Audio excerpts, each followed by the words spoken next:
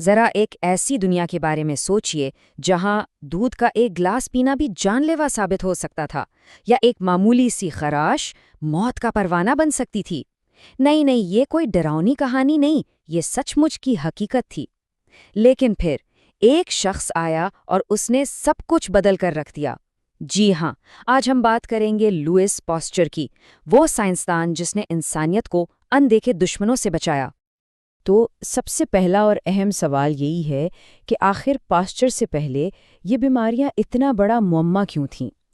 ہزاروں سال گزر گئے، بڑی بڑی وبائیں آئیں، پوری کی پوری تہذیبیں ختم ہو گئیں، لیکن کسی کو پتہ ہی نہیں چل سکا کہ آخر ایسا ہو کیوں رہا ہے۔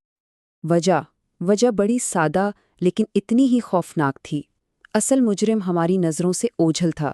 ایک پوری کی پوری دنیا تھی جو ہر طرف موجود تھی، لیکن اسے کوئی دیکھ نہیں سکتا تھا۔ اور یہی تھا وہ اندیکھا دشمن۔ اس زمانے میں لوگ یہی سمجھتے تھے کہ بیماریاں شاید بری ہواؤں کی وجہ سے ہوتی ہیں یا بس قسمت خراب ہے۔ یہ ایک ایسی جنگ تھی جس میں دشمن کا کوئی چہرہ ہی نہیں تھا، اور اسی لیے اس سے لڑنا تقریباً ناممکن تھا۔ اور پھر اسی منظرنامے میں ایک ایسے شخص کی آمد ہوئی جس نے اس اندیکھی دنیا کے سارے راز کھولنے تھے۔ جی، یہی وہ عظیم سائنسدان تھا، لوئس پاسچر۔ لوئس پاسچر کی پیدائش 1822 میں فرانس میں ہوئی۔ ان کے والد کوئی بڑے آدمی نہیں تھے، ایک معمولی چمڑا ساز تھے۔ اور دلچسپ بات یہ ہے کہ خود پاسچر بھی بچپن میں کوئی غیر معمولی ذہین طالب علم نہیں تھے، بلکہ ان کی اصل طاقت دو چیزیں تھیں۔ ایک تو ان کی اتھک محنت اور دوسرا ان کا تجسس، یعنی ہر چیز کی تہہ تک پہنچنے کی لگن۔ اور یہی تجسس تھا جو انہیں تاریخ کی سب سے بڑی دریافتوں میں سے ایک تک لے گیا، یعنی جراثیم کا انکشاف۔ یہ ایک ایسا آئیڈیا تھا جو میڈیکل سائنس کی دنیا کا نقشہ ہمیشہ کے لیے بدلنے والا تھا۔ یہ تھا جراثیمی نظریہ، یا جسے ہم جرم تھیوری کہتے ہیں۔ پاسچر نے یہ ثابت کیا کہ بھئی بیماریاں بس یوں ہی ہوا میں نہیں بن جاتی، بلکہ ان کی وجہ یہ بہت ہی چھوٹے خردبینی جاندار ہیں، یعنی جراثیم، اور یہ جراثیم ایک سے دوسرے میں منتقل ہو سکتے ہیں۔ تو مطلب یہ ہوا کہ بیماری کا ایک ٹھوس زندہ سبب موجود تھا۔ اس سے کتنا بڑا فرق پڑا، ذرا دیکھیں۔ ایک طرف تھا صدیوں پرانا عقیدہ اسپونٹینیس جنریشن کا، مطلب کہ زندگی بس یوں ہی خود بخود پیدا ہو جاتی ہے، جیسے گوشت کے ٹکڑے پر کیڑے اپنے آپ ہی بن جاتے ہیں۔ اور دوسری طرف تھے پاسچر، جو کہہ رہے تھے نہیں، ایسا نہیں ہے، اصل مجرم یہ چھوٹے چھوٹے اندیکھے جراثیم ہیں جو ہر چیز خراب کرتے ہیں اور بیماریاں پھیلاتے ہیں۔ سچ پوچھیں تو یہ سائنسی سوچ میں ایک زلزلے سے کم نہیں تھا۔ اچھا، تو جب یہ نظریہ ثابت ہو گیا، پاسچر وہیں رکے نہیں۔ انہوں نے سوچا کہ اگر بیماری کی وجہ معلوم ہو گئی ہے تو اب اس علم کو انسانیت کے سب سے بڑے دشمنوں یعنی بیماریوں کے خلاف ایک ہتھیار کے طور پر استعمال کرنا چاہیے۔ ان کی پہلی بہت بڑی کامیابی تھی پاسچرائزیشن۔ طریقہ بڑا سادہ مگر انقلابی تھا۔ دودھ یا جوس جیسی پینے کی چیزوں کو ایک خاص ٹیمپریچر تک گرم کیا جاتا۔ اس سے ہوتا یہ کہ ان میں موجود خطرناک جراثیم مر جاتے اور وہ چیز پینے کے لیے بالکل محفوظ ہو جاتی۔ آج بھی ہم روزانہ اس عمل سے فائدہ اٹھاتے ہیں، شاید سوچے بغیر ہی۔ لیکن پاسچر کا شاید سب سے بڑا کارنامہ ویکسینز کی ایجاد تھا۔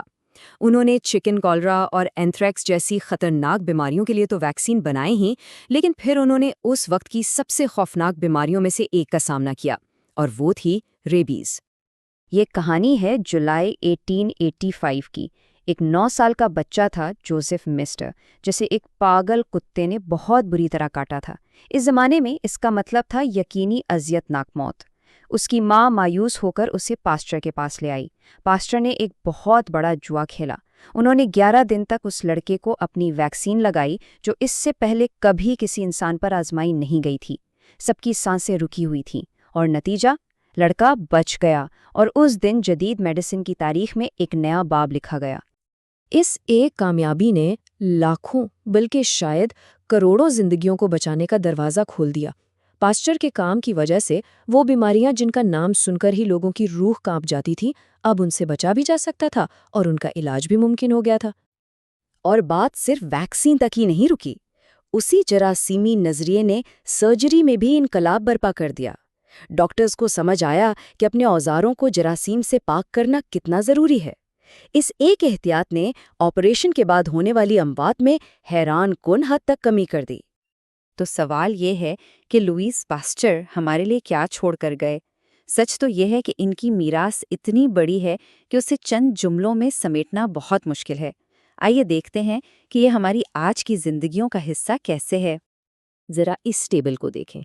ان کا جراثیمی نظریہ آج ہر ہسپتال میں جراثیم سے پاک سرجری اور ہاتھ دھونے کی بنیاد ہے۔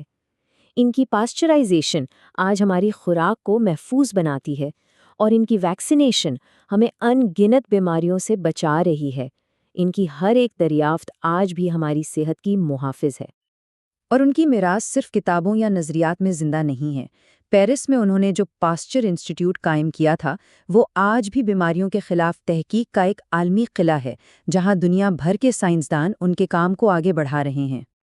بالکل ٹھیک کہا گیا ہے کہ ان کی خدمات آج بھی انسانیت کی زندگیوں کو محفوظ بنا رہی ہیں۔ یہ صرف کہنے کی بات نہیں، یہ ایک زندہ حقیقت ہے۔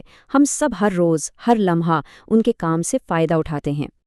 تو آخر میں بس ایک سوال پر غور کرتے ہیں، صرف ایک لمحے کے لیے سوچئے، اگر لوئس پاسچر نہ ہوتے تو ہماری آج کی دنیا کیسی ہوتی؟